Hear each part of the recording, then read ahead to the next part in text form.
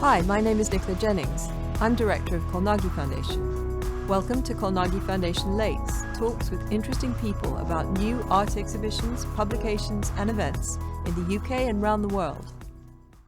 Well, I'm delighted to welcome today Wallace Chan as our guest. Wallace is one of the most extraordinary contemporary jewellers and artists of jewellery. He was the first contemporary jeweller to hold a solo exhibition at the Capitol Museum in Beijing and the first Asian jeweller to exhibit work at the Biennale de Paris. His pieces are in great demand all over the world, and the thing that really interests me is that I can see parallels between the way that Wallace makes work and some of the innovations that he's made with works that were made many centuries ago, notably in the 15th and 16th centuries, with the innovations that were made in the courts of Paris and then collecting of cameos and gemstones in the Renaissance.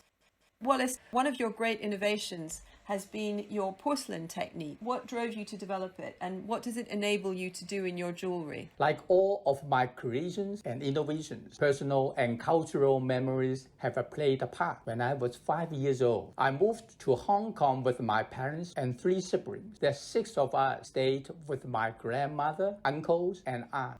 The apartment was small and we were poor. My siblings and I were given 1 plastic spoon to share because my grandmother didn't want us to finish the soup too fast. Each of the adults had their own porcelain spoon. One night, when everyone had left the table, I became so curious that I reached out and grabbed one. I dropped it and it broke. My grandmother was furious and I was punished. Porcelain is such an important part of the Chinese culture. And here we see one of the spoons that you've made as a piece of jewelry, the Shapeshifter pendant. I never received a formal education. I could only learn from the story behind the object and material that came my way. In my 30s, I started collecting porcelain teapot as well as porcelain painting. But it was when I started working with titanium that I discovered the potential of porcelain. The melting point of titanium is about 1,700 degrees Celsius. To cast titanium, I needed a material that could withstand such a high temperature and be it mold. I discovered that porcelain was a solution. After 7 years of research, I modified this ancient material so that it's 5 times harder than steel and colorful and shiny. Together with titanium, it gives me greater freedom to achieve a higher level of complexity in my jewelry creation. Here we see, first of all, we see the titanium hera, ring and brooch. And here we see the new generation ring, which combines porcelain and titanium and gemstones. What is interesting to me about the development of your porcelain and titanium technique is that it makes me think very much about the way that enamel was developed in the courts of France around 1400. At that time, there was a very luxurious way of life, and jewelers were hired to produce objects, very high luxury objects. And one of the techniques that they developed at this time was called émail en ronde-bosse, which was really one of the most ambitious artistic and technical innovations. And it consisted of covering in enamel objects in the round, for example, the Dunstable swan. Before, enamel was only used really on flat or gently curving surfaces in very thin layers, but here they're able to actually use it in a much more sculptural way. And it really made me think of your porcelain, because this is what enabled them to move forward with their designs. There are 5 objects which survive from this period. One of them is the Louvre Trinity, which we see here, which is a combination of émail en ronde-bosse combined with gold work and jewellery. And then we see this one, which is perhaps the most extraordinary one, the Goldenus Russell.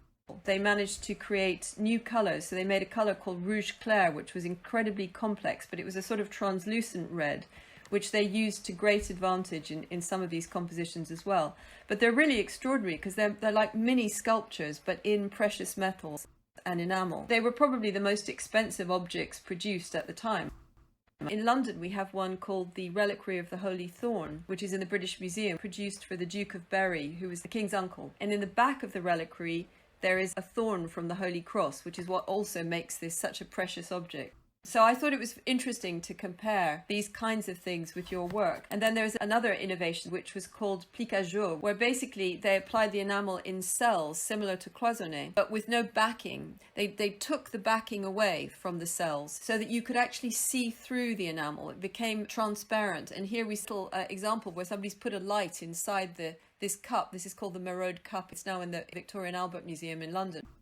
Tell me about another innovation that you've made, Wallace, the Wallace Cut, and how it relates to cameos and intaglios, which were amongst the most sought-after works of art collected by popes and people like the Medici and artist collectors. So Rubens had a great collection of gemstones, for example. I began as a gemstone carver in 1973, came mainly on Chinese theme. In the 1980s, I discovered the works of Michelangelo. I was enchanted by his use of light and shadow and the muscles, tension, and drama in his sculptures, which were uncommon in traditional Chinese art. I became interested in the art and culture of the West and began reading about Greek mythology and Western fairy tales. I was also encouraged by my clients to create cameos, which were hugely popular in Japan at the time. The idea of the Wallace Cut came when I visited a photography exhibition and I saw the multiple exposure technique in which the same image appears several times in a photo. After 2.5 years of experimenting, I made it. When you look at the stone, you see 5 faces, but only the face in the middle was carved. The 2 faces on each side are only reflections. You can say it is related to cameos and intaglios because I would not have known how to make it without those related skills. I took a piece of citrine, aquamarine or amethyst, a transparent stone. I calculated the angle and fixed it. Then on the back, I carved my first stroke, and the deepest was the nose of the goddess. I carved away the part that I needed and kept the part that I didn't. She came alive looking at me and smiling. I spent 6 months in a factory learning about the tool. I found out that I could make my own tools by modifying a dentist drill. But once the tip of the tool touched the stone cracked because of the heat and tension. The solution was to do the carving in water. The heat and tension were gone. But unfortunately, I could not see clear when the stone was in water. That forced me to slow down. I carved with patience. It was almost like a meditative process. I was one with the stone. At first, I needed to check the stone after every stroke, but in the end, I could continue for 2 to 3 minutes without taking the stone out of the water. That's fascinating. So, Wallace, let's come on to the question of colour. Tell me how you use the reflective qualities of gemstones and materials in your work. Imagine that the materials are the color on a painter's palette. The more you have, the more possibility you have. When it comes to materials, I am all about diversity. It's important that I understand the character, light, colors, texture, and qualities of my material. Sometimes it is about contrast. Sometimes it is about harmony. Colors to me are emotional. Red is patience, urgency, and danger. But in Chinese culture, it is a lucky color. Blue is calm, the color of the sea and the sky. In Hinduism, it is a spiritual color, a color of the god. I like purple because it is a combination of red and blue. It is a color of balance. Colors inspire us to imagine. For example, with green jade and yellow diamond, it is hard not to think about spring. Gemstones are not just about color though. Their colors come with texture. Humble, smooth jade from the east and bright, powerful diamonds from the west together give us the confluence of 2 cultures. 1,000 gemstones, 10,000 possibilities. Perhaps it is not about using them, but creating meaningful dialogue. Again, it reminds me very much of the way that artists used colour. often in a very symbolic way, particularly in the late medieval period. Artists like Van Eyck and all the early Netherlandish artists. And here I've got a detail from Van Eyck's altarpiece of Canon van der Pelen, which is in Bruges. Again, he was extremely interested in colour and light, and his revolutionary oil painting techniques and powers of observation enabled him to recreate these effects of colour and light in a very naturalistic sort of way. But what's interesting is the symbolism of colour in Western Christian religious painting. So, for example, you often get the Virgin wearing either red or blue cloaks because they have different meanings.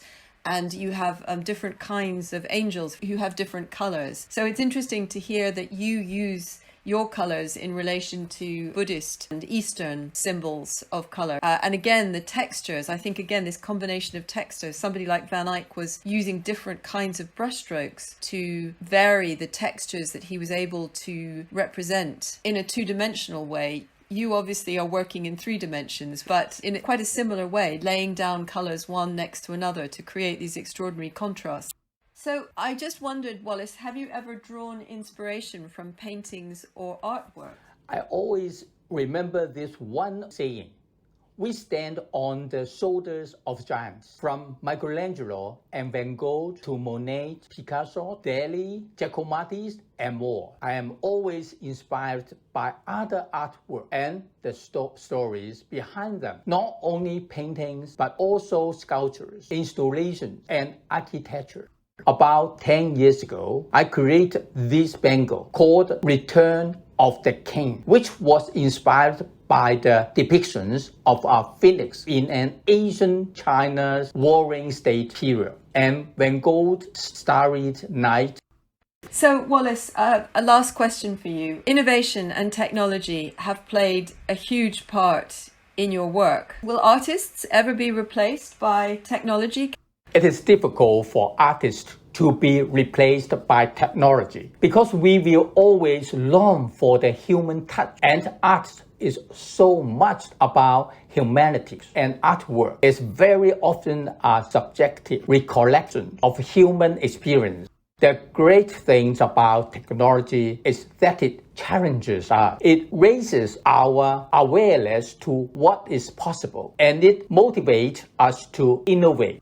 We should embrace technology. There is no doubt that technology can replace a lot of procedures and positions. However, instead of looking at technology from the standpoint of what it takes away from me, I think about what it offers me, the most important of which is time. It allows me to do more things in less time.